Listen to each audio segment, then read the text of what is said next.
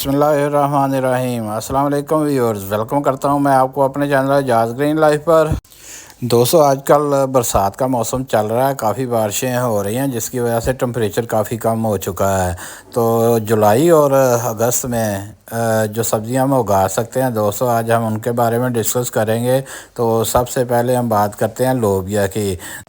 लोबिया के पौधे की बहुत सी अक़साम है, लेकिन हम आज बात करेंगे सुरख लोबिया की। तो दोस्तों, सुरख लोबिया को आप आसानी के साथ अपने घर में ग्रो कर सकते हैं।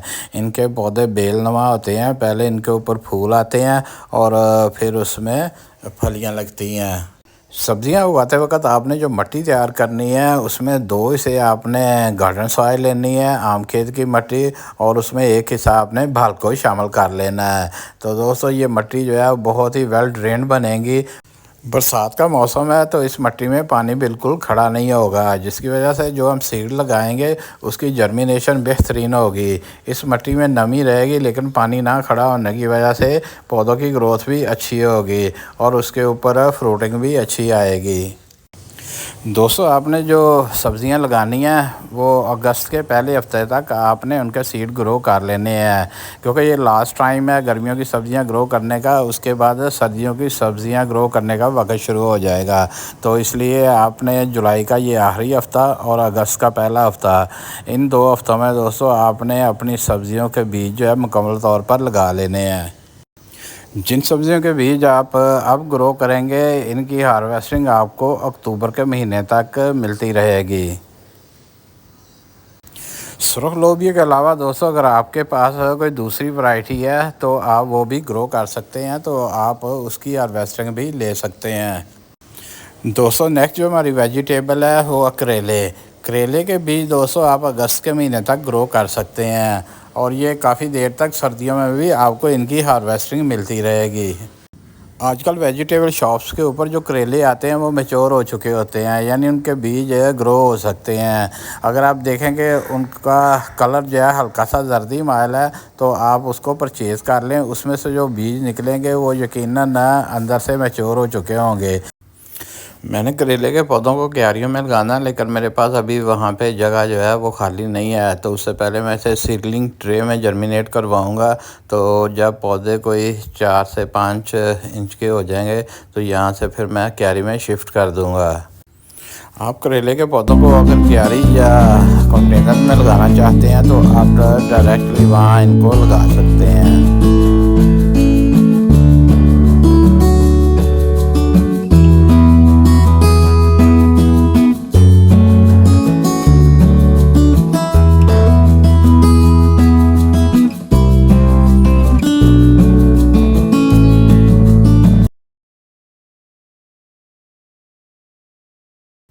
हम बात कर लेते हैं टमाटर के पौधों की। टमाटर के पौधों की पनीरी भी इस मौसम में बड़ी आसानी से उगाई जा सकती है और पौधे बड़े अच्छे तरीके से ग्रो करेंगे।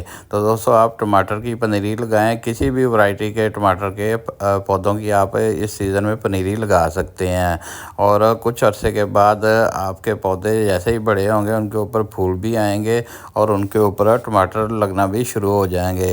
तो इसलिए दोस्तों, आप टमाटर के पौधों को भी अपनी क्यारी में, कंटेनर्स में या दूसरे आपके पास कोई भी चीज़ है तो आप वहाँ पे इनको ग्रो कर सकते हैं। दोस्तों, भिंडियाँ गर्मियों की बड़ी अहम सब्ज़ी है। अगर आप किसी वजह से इसे पहले ग्रो नहीं कर सकते तो अब टेम्परेचर काफ़ी बेहतरीन है, तो इसमें आप भिंडियों के पौधे ग्रो कर सकते हैं। या अगर पहले पौधे अगर आपने लगाए हैं और वो भिंडियों के पौधे जो हैं वो भिंडियाँ दे देकर ख़त्म होते जा रहे हैं, तो दोस्तों आप इसको दोबारा ग्रो कर लें, तो मज़ीद आपको बेहतरीन पौधे मिलेंगे और उनके ऊपर भिंडियाँ भी आएंगी और ये तकरीबन 2 से 3 महीने तक आपको इनकी हार्वेस्टिंग मिलती रहेगी।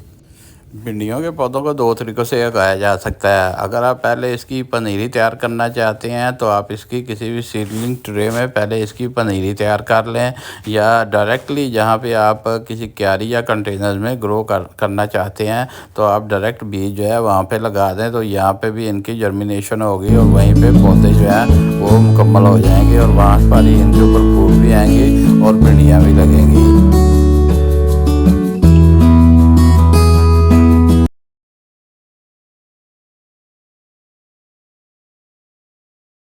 अब बात कर लेते हैं जी अदरक की। अगर आप अदरक को ग्रो करना चाहते हैं तो इस सीज़न में आप अदरक को भी बड़ी आसानी के साथ ग्रो कर सकते हैं।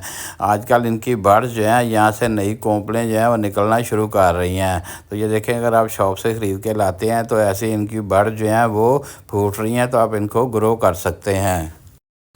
अदरक ग्रो करने के लिए ये मैंने राउंड शेप में गमला ले लिया है। तो इसमें ये मैंने नीचे ठीकरी लगा दिया सुराख के ऊपर, ताकि मिट्टी वगैरह जो है वो नीचे ना निकल सके, सिर्फ एक्स्ट्रा पानी जो है वो इस सुराख में से ड्रेन करे। तो इसके लिए दोस्तों जो मिट्टी बनानी है उसमें आपने एक हिस्सा गार्डन सॉइल डालनी है और इतनी ही आपने नहर की भाल जो है वो ले लेनी है और इनको अच्छी तरह मिक्स कर लेना है। तो दोस्तों ये बड़ी सॉफ्ट मिट्टी तैयार हो गई, जिसमें अदरक जो है बड़े अच्छे तरीके से ग्रो होगा। तो आपने दोस्तों जहाँ पे भी ग्रो करना है तो आपने कंटेनर को फुल नहीं भरना, तकरीबन हाफ से भी कम रखना है।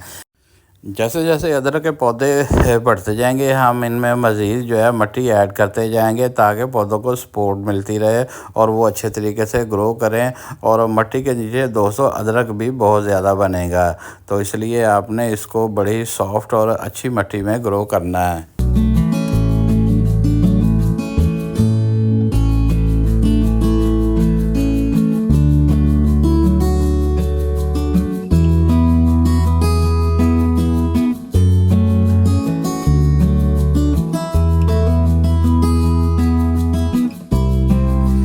आजकल दोस्तों घिया तोरी को भी बड़ी आसानी से ग्रो किया जा सकता है। तो ये मेरे पास घिया तोरी के बीज हैं।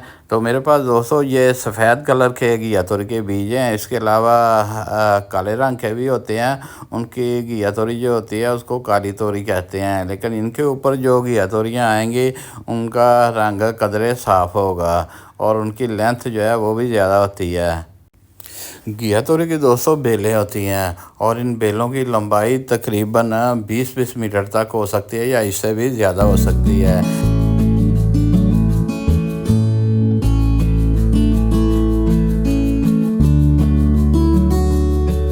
आजकल दोस्तों टेम्परेचर काफ़ी बेहतर हो चुका है, पत्तों को जलाने वाली गर्मी जो है वो बिल्कुल ख़त्म हो चुकी है। तो इस मौसम में दोस्तों आप घिया कद्दू के बीज जो है वो आसानी के साथ ग्रो कर सकते हैं।